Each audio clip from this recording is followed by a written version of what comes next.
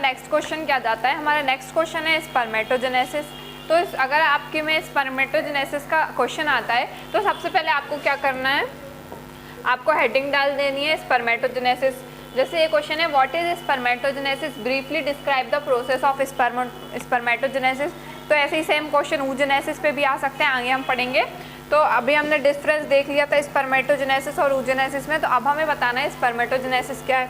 तो आपने जब इसकी हेडिंग डाल दी स्पर्मेटोजेनेसिस, उसके बाद आपको क्या करना है, इसकी डेफिनेशन लिख देना है कि स्पर्मेटोजेनेसिस क्या होता है। तो देखते हैं, process of formation of sperm in the testis is called spermatogenesis. Sperm का बनना कहाँ पे, टेस्टिस में, ये प्रोसेस क्या हो जाती है हमारी, स्पर्मेटोजेनेसिस। अब आ जाता है next, it involves following steps. इसमें कितनी स्टेप्स इन्वॉल्व होती हैं, multiplication phase, growth phase, maturation phase. तो ये फेज नहीं, ये फेज है, पहले तो ये फेज है। तो multiplication phase, growth phase, maturation phase. उसके बाद आ जाता है hormones involve in regulation of spermatogenesis. Spermatogenesis में कौन कौन से हार्मोन्स इन्वॉल्व होते हैं, तो सबसे पहला आ जाता है हमारा टेस्टोस्टेरोन, LH, FSH। ये 3 हार्मोन हो गए हमारे जो स्पर्मेटोजेनेसिस में करते हैं। फिर अब मैं बताती हूँ कि इसका हम रे डायग्राम बना के इसमें हम 4 नंबर 5 नंबर कैसे लें। ये 4-5 मार्क्स का आता है, पहले तो 5 मार्क्स का आता था, पर अब ये 4 मार्क्स में आ सकता है। तो हम समझते हैं कि इसकी प्रोसेस को हम कैसे बताएं कि कैसे सेमनीफेरस ट्यूब्यूल से कैसे स्पर्म बना का रे डायग्राम। तो सबसे पहले हम ले लेंगे सेमनीफेरस ट्यूब्यूल। ये हो गई हमारी सेमनीफेरस ट्यूब्यूल। इसमें क्या होगी, हमारी जर्म लेयर होगी। इसमें होगी हमारी प्रिमोडियल जर्मिनल सेल या फिर प्रिमोडियल जर्मिनल एपिथेलियम। इसमें हमारी जर्म सेल होगी जिसे हम बोलेंगे प्रिमोडियल जर्मिनल एपिथेलियम या फिर सेल, जो कि क्या होगी, डिप्लॉइड होगी। अब इसमें क्या होगा, इसमें होगा मल्टीप्लिकेशन। इसमें होगा मल्टीप्लिकेशन और ये बना देगी हमारी 2n स्पर्मेटोगोनिया। ये बना देगी हमारी स्पर्मेटोगोनिया। स्पर्मेटोगोनिया टाइप ए और टाइप बी, ये 2 टाइप की होगी, टाइप ए, टाइप बी।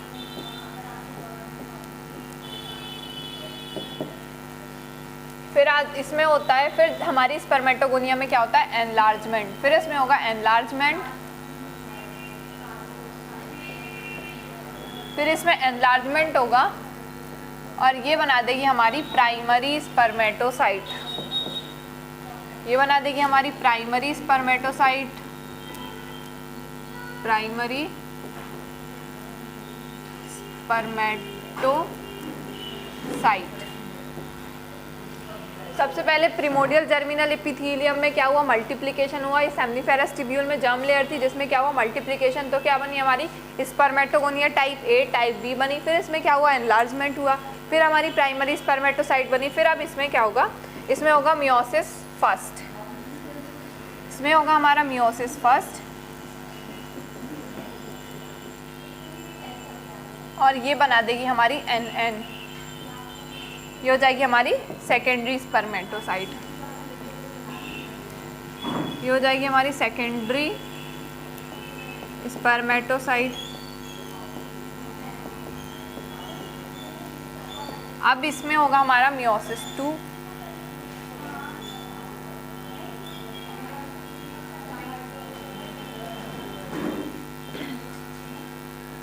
अब इसमें होगा हमारा मियोसिस 2।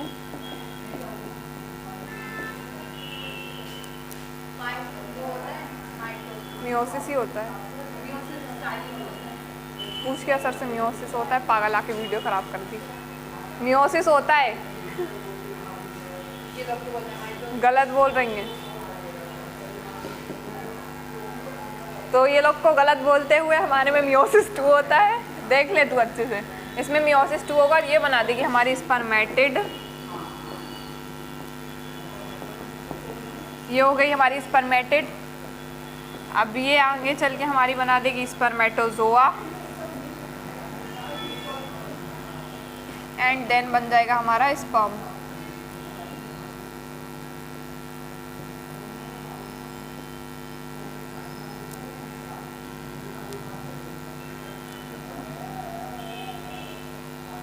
हो जाएगी हमारी स्पर्मेटोजोआ, ये हो जाएगा हमारा स्पर्म। तो अब सेकेंडरी स्पर्मेटोसाइट और स्पर्मेटिड के बीच में एक प्रोसेस होती है जिसको हम बोलते हैं स्पर्मियोजेनेसिस। स्पर्मियोजेनेसिस।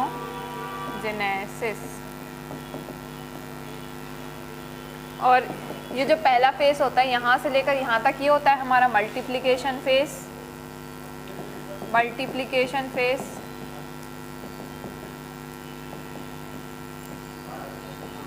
फिर सेकेंडरी oocyte से लेकर यहाँ तक का होता है हमारा ग्रोथ फेस।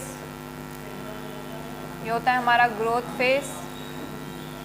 फिर ये हो जाता है हमारा मैचुरेशन फेस। तो ऐसे हमारे 3 फेज होते हैं जिनको हमने इन्वॉल्व किया था इस स्टेप्स में। तो ये मल्टीप्लिकेशन फेज, ग्रोथ फेज और मैचुरेशन फेज। लास्ट में हमारा क्या बन जाता है, हमारा स्पर्म बन जाता है। तो प्रिमोडियल जर्मिनल एपिथेलियम में मल्टीप्लिकेशन होकर spermatogonia type A type B बना, उसमें एनलार्जमेंट हुआ, प्राइमरी oocyte बनी स्पर्मेटोसाइट, फिर उसमें मियोसिस फर्स्ट हुआ, तो फिर हमारी सेकेंडरी स्पर्मेटोसाइट, फिर उसमें मियोसिस 2, तो spermatid, spermatozoa, sperm.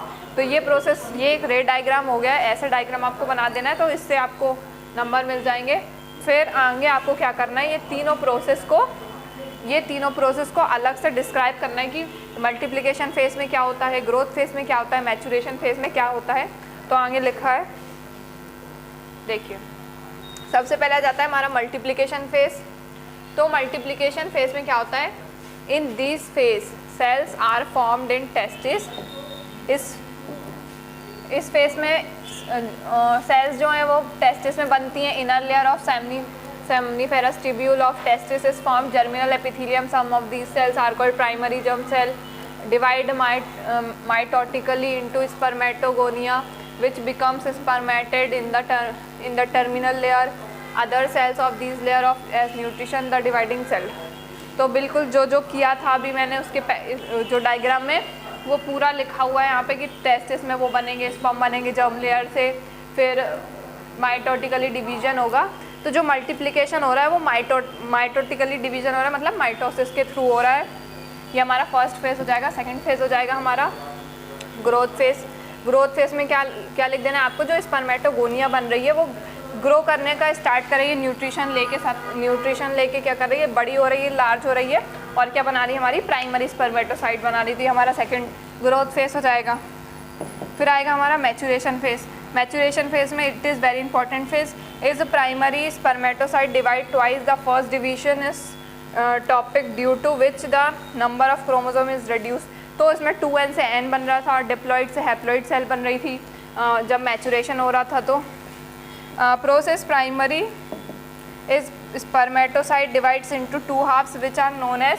Secondary spermatocyte बन रही थी, फिर सेकेंडरी स्पर्मेटोसाइट में डिवीजन हो रहा था, तो नो चेंज हो, मतलब क्रोमोसोम हाफ नहीं हो रहे थे पर उसमें 2 और बन रहे थे, 2 सेकेंडरी सेल बन रही थी जिसको हम क्या बोल रहे थे, स्पर्मेटिड बोल रहे थे। थोड़ी स्पेलिंग मिस्टेक है। This manner from 1 change into sperm cells into spermatozoa by a process called metamorphosis. से हमारा क्या बन रहा था, स्पर्मेटोजोआ बन रहा था, इसी प्रोसेस से हमारा स्पर्म बन रहा था। ये 3 फेस हो गए। तो ये फेस आपको बिल्कुल वो डायग्राम देख के, वो वो फ्लो चार्ट देख के लिख देना है, ये बिल्कुल ईजी है। देन आ जाता है हमारा describe oogenesis। Describe oogenesis with suitable diagram के साथ, मतलब वो चार्ट के साथ आपको oogenesis डिस्क्राइब करना है। तो इसमें भी सबसे पहले आपको क्या करना है, oogenesis हेडिंग डालनी है कि oogenesis क्या होता है। तो जैसे अपन ने स्पर्मेटोजेनेसिस में डेफिनेशन लिखी थी, तो oogenesis हेडिंग डाल के डेफिनेशन लिखना है। फिर कौन कौन से हार्मोन्स इन्वॉल्व होते हैं, कौन कौन सी स्टेप्स इन्वॉल्व होती है oogenesis में। तो सबसे पहले हम देख लेंगे the process of formation of ova from oogonia in the ovaries is called oogenesis। तो ओवरीज के अंदर एग का बनना, this process is called oogenesis। अब इट इन्वॉल्व्स 3 फेजेस, इसमें भी 3 फेज होते हैं, same as spermatogenesis, multiplication phase, growth phase, maturation phase, ये तीनों फेज इसमें भी होंगे। फिर आ जाते हैं हमारे हार्मोन्स इन्वॉल्व्ड इन oogenesis। oogenesis में कौन कौन से हार्मोन होते हैं, तो FSH, LH, progesterone, estrogen, follicle stimulating hormone, luteinizing hormone, progesterone, estrogen, ये 4 हार्मोन इसमें भी लिख देना आप। तो हेडिंग बनाएंगे तो ज़्यादा नंबर मिलेंगे। तो अब हम इसका फ्लो चार्ट बनाते हैं। इसमें सबसे पहले आपको इसमें भी आपको जर्म लेयर ले लेनी है। ओवरी के अंदर ये हो गई हमारी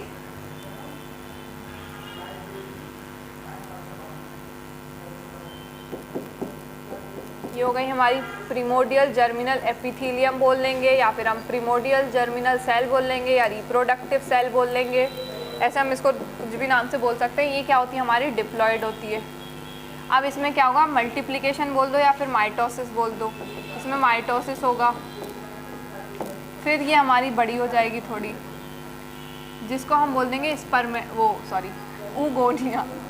उगोनियम हो जाएगी, उगोनियम टाइप ए या टाइप बी, टाइप ए या फिर टाइप बी।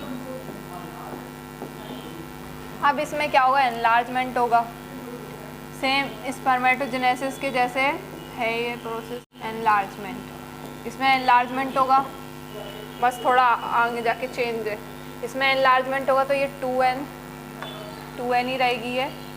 ये बना देगी हमारी प्राइमरी oocyte, प्राइमरी oocyte बना देगी हमारी। अब ये प्राइमरी oocyte क्या होगी, इसमें मियोसिस फर्स्ट होगा। अब इसमें होगा हमारा मियोसिस फर्स्ट होगा, और ये बना देगी हमारी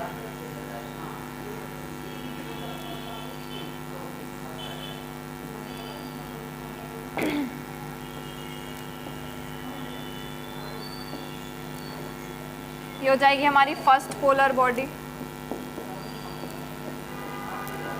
फर्स्ट पोलर बॉडी, और ये हो जाएगी हमारी सेकेंडरी oocyte, सेकेंडरी oocyte। अब इसमें मियोसिस सेकेंड होगा, इसमें फर्स्ट पोलर बॉडी तो डिस्ट्रॉय हो जाएगी, और ये हो जाएगा हमारा मियोसिस 2, मियोसिस सेकेंड होगा। यहाँ पे अगर फर्टिलाइजेशन हो जाता है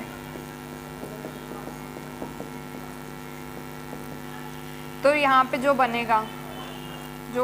बनेगी उसको हम बोलेंगे ओवम या फिर एग, ओवम या फिर एग, अगर फर्टिलाइजेशन हो जाता है तो। और अगर नहीं होता है तो हम उसे सेकेंडरी oocyte ही बोलेंगे। अगर फर्टिलाइजेशन नहीं होता है तो हम उसे सेकेंडरी oocyte ही बोलेंगे, पर अगर नहीं हो जाता है तो ओवम या फिर एग बोलेंगे। और यहाँ पे हमारी बन जाएगी second polar body, second polar body. यहाँ पे अगर फर्टिलाइजेशन हो जाता है, यहाँ पे ओवुलेशन भी लिखना है, ओवुलेशन या ओवुलेशन के बाद अगर फर्टिलाइजेशन हो गया तो हम उसे ओवम या एग बोलेंगे, वरना हम उसे सेकेंडरी oocyte बोलेंगे। ये हो जाती है हमारी oogenesis की प्रोसेस का डायग्राम।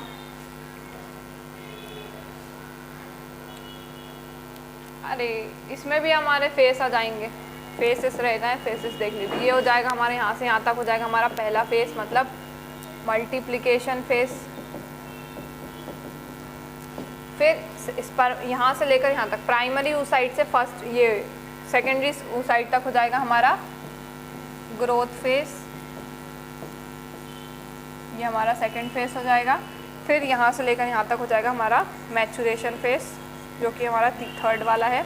तो इसमें भी मल्टीप्लिकेशन फेस में भी आपको सेम ऐसे प्रोसेस का बहुत ज़्यादा लिख देना है कि इसमें जर्म लेयर से माइटोसिस हुआ, उगोनिया बनी, उगोनिया टाइप ए बनी, टाइप बी बनी, इसमें एनलार्जमेंट हुआ, प्राइमरी oocyte बनी, ग्रोथ फेस के बारे में, सबके बारे में लिखना है।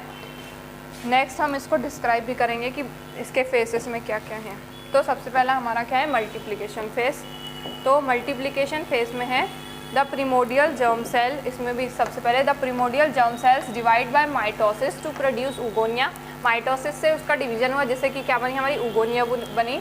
उगोनिया divide by repeated bye mitotic division हुआ वापस से, forming cluster of उगोनिया called ovigerous cord. These lie close to germinal epithelium. When oogonia stop dividing, they are called oocyte. In each cluster of oocytes, only one enters to the growth phase and is known as primary oocyte, while the remaining oocyte from follicle cells and provide nourishment to the developing ovum, the primary oocyte. Next है हमारा growth face.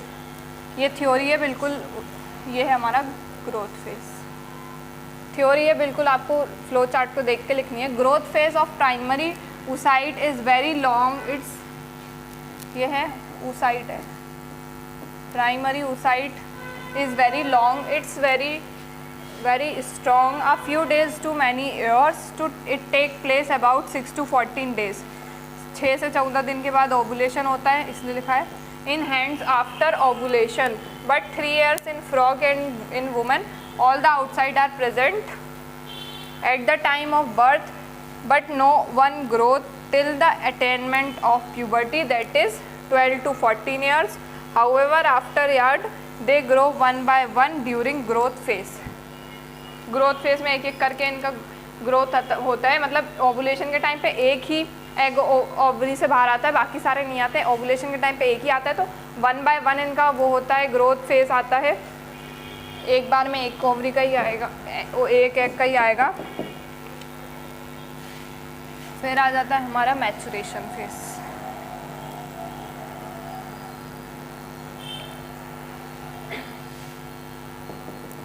तो maturation phase में क्या है, in this phase the nucleus of oocyte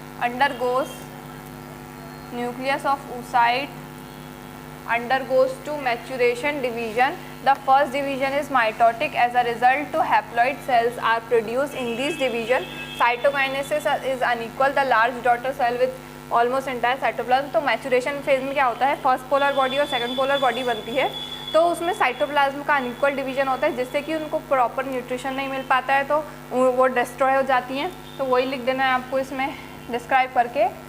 one with haploid nucleus and almost without site of flowers forms the first polar body which is given off form the surface of oocyte at the animal pole. The secondary side with the haploid number of chromosome undergo second maturation. फिर जो एक बच जाती है secondary oocyte, उसका वापस से meiosis होता है, उसका वापस से मैचुरेशन होता है, वो फिर से डिवाइड हो जाती है 2 में, जिसमें कि एक का क्या होता है, एक हमारी सेकंड पोलर बॉडी बन जाती है और एक जो हमारी है वो ओवम या एग बन जाती है अगर फर्टिलाइजेशन हुआ तो, वरना वो सेकेंडरी oocyte ही रहती है। Is also undergo large one containing yolk is called ovum and a small cell is the second polar body. The first polar body may also divide by producing total 3 bodies which degenerate soon. तो total 3 bodies बनेंगी polar bodies, वैसे तो 2 बनती हैं पर किसी किसी case में 3 बन जाती हैं जो कि डीजनरेट हो जाती हैं। ये हो गया हमारा मैचुरेशन फेज। फिर अब हमारा लास्ट क्वेश्चन, आज का लास्ट क्वेश्चन नंबर 20 आ जाता है ह्यूमन रिप्रोडक्शन का। लास्ट क्वेश्चन है ये, इसके आपको 10 क्वेश्चन दिए गए हैं, इस 10 क्वेश्चन को ही आप पढ़ लीजिए, 10 क्वेश्चन में से ही आएगा, 10 क्वेश्चन इंपॉर्टेंट है। तो हमारा 20 नंबर क्वेश्चन है, what do you mean by placenta, right its function. तो हमें बताना है कि प्लेसेंटा क्या होता है, इसका फंक्शन क्या होता है। तो अगर बोले तो प्लेसेंटा जो है डेवलपिंग बेबी को डेवलपिंग बेबी से मदर का एक कनेक्शन होता है जो कि बेबी को क्या करता है, न्यूट्रिशन प्रोवाइड करता है। तो embryo is independent up to blastula stage. After its transplantation, the wall of uterus, it absorbs the nourishment from it. A sheath is then developed around the blastula which is known as chorion. A membrane known as